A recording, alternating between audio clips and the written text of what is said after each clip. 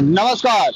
जम्मू कश्मीर की असेंबली के अंदर दो नए चेहरों की आज एंट्री होने जा रही है। आप तमाम लोगों को बता दें कि आज खुद जम्मू कश्मीर असेंबली के स्पीकर अब्दुल रहीम राठर उन दोनों नए चेहरों को शपथ दिलाएंगे। और आपको याद होगा कि नगरोटा और बडगाम में उपचुनाव होता है और उपचुनाव होने के बाद एक भाजपा से एमएलए और एक पीडीपी से एमएलए जो है वो चुने जाते हैं।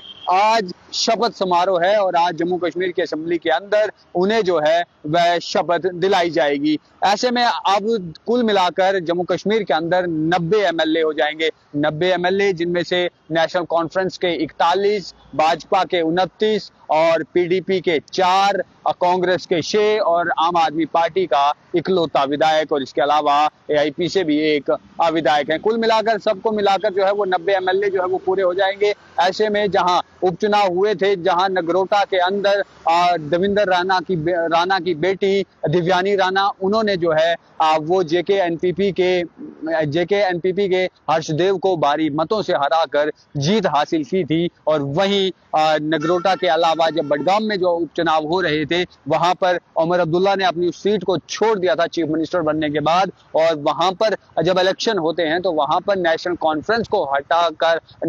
कॉन्फ्रेंस को हराकर पीडीपी के विधायक ने जो है जीत दर्ज की। और अब उन दोनों नए चेहरों की जम्मू कश्मीर असेंबली के अंदर एंट्री जो है वो होने जा रही है। साल 2024 में जब जम्मू कश्मीर असेंबली के चुनाव हुए थे उसके बाद तमाम एमएलए चुनकर जो है असेंबली पहुंचे थे, लेकिन उसके बाद में नगरोटा से जो विधायक चुने गए थे देवेंद्र सिंह राणा, उनकी जो है मृत्यु हो गई। और इसी के साथ में अगर हम बडगाम की बात करें तो बडगाम से उमर अब्दुल्ला ने उस सीट को छोड़ दिया, क्योंकि उन्होंने 2 सीटों से चुनाव लड़ा था तो बडगाम को छोड़ दिया था। और अब इन दोनों के उपचुनाव हुए, फैसले आ गए हैं। और आज के दिन दिव्यानी राणा और साथ ही साथ में पीडीपी के एमएलए दोनों असेंबली के अंदर जो है वो शपथ लेंगे। हमारी बातचीत वहां पर कुछ लोगों के साथ हुई, उन्होंने कहा कि हम जो है वो यहाँ पर पहुंच चुके हैं और कुछ ही क्षणों में अभी जो है वो कार्रवाई शुरू हो जाएगी और बहुत जल्द जो है वो शपथ समारोह भी शुरू हो जाएगा। और इसी के साथ में बडगाम से सैयद मुंतजिर मेहंदी वो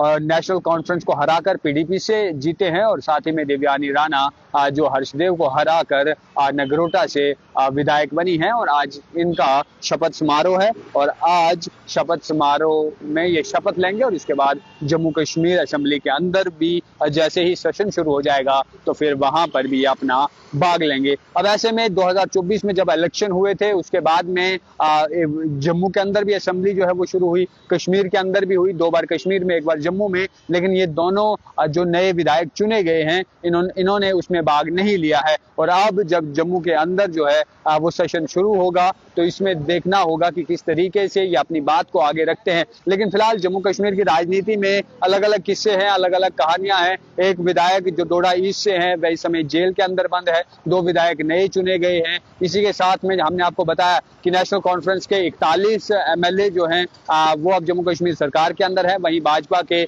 29 और इसी के अलावा कांग्रेस के 6, नेशनल कॉन्फ्रेंस के 3 से बढ़कर अब 4 हो गए हैं। और साथ ही में आम आदमी पार्टी से 1 विधायक है। तो कुल मिलाकर 90 विधायक जम्मू कश्मीर के अलग अलग कॉन्स्टिट्यूएंसी से असेंबली के अंदर बैठेंगे और जम्मू कश्मीर के लोगों के लिए जो है वो बेहतरी सोचेंगे और बेहतर काम करेंगे। अब देखना ये होगा कि क्या कुछ जो है वो आगे होता है या किस तरीके से जम्मू कश्मीर की राजनीति आगे चलती है, क्योंकि फिलहाल हर एक जगह पर अगर लोगों से आप बातचीत करेंगे तो सबका यही कहना है कि बेहाल है, हमारी कोई सुनने वाला नहीं है, हमारा कोई काम नहीं हो रहा है। और सरकार जिस तरीके से चलनी चाहिए थी, लोगों का काम होना चाहिए था, वह कुछ नहीं हो पा रहा है। अब ऐसे में आप तमाम लोगों को क्या कुछ लगता है अवश्य कमेंट बॉक्स में बताइएगा। और साथ ही में नगरोटा विधानसभा से दिव्यानी राणा जीत कर जो है वो अब असेंबली पहुंची हैं। आज के दिन जो है वो शपथ लेंगे और उसके बाद में वे अपने कामकाज में जुट जाएंगे। वैसे में जब जम्मू के अंदर बाढ़ आई थी उस बाढ़ के समय में नगरोटा में कोई भी विधायक नहीं था जो वहां के लोगों की खबर ले सके, वहां के लोगों की मदद कर सके, वहां के लोगों की आवाज को जम्मू कश्मीर की असेंबली में उठा सके। तो अब फिलहाल तमाम जम्मू कश्मीर के अंदर जितने भी कॉन्स्टिट्यूएंसीज हैं उनमें विधायक जो है वो चुने हुए हैं। उनके हर एक कॉन्स्टिट्यूएंसी के अंदर विधायक है, डोडा वेस्ट के अलावा, क्योंकि डोडा वेस्ट के अंदर महराज मलिक वो जेल में है, लेकिन बाकी 89 कॉन्स्टिट्यूएंसीज में एमएलए जो है अब मौजूद हैं। और अब देखना यह है कि वह किस प्रकार से अपने लोगों का काम करते हैं और अपने लोगों की मुश्किलों को हल करते हैं। फिलहाल के लिए इतना ही। वीडियो जर्नलिस्ट गगनदीप के साथ मैं हूं राजकुमार। धन्यवाद।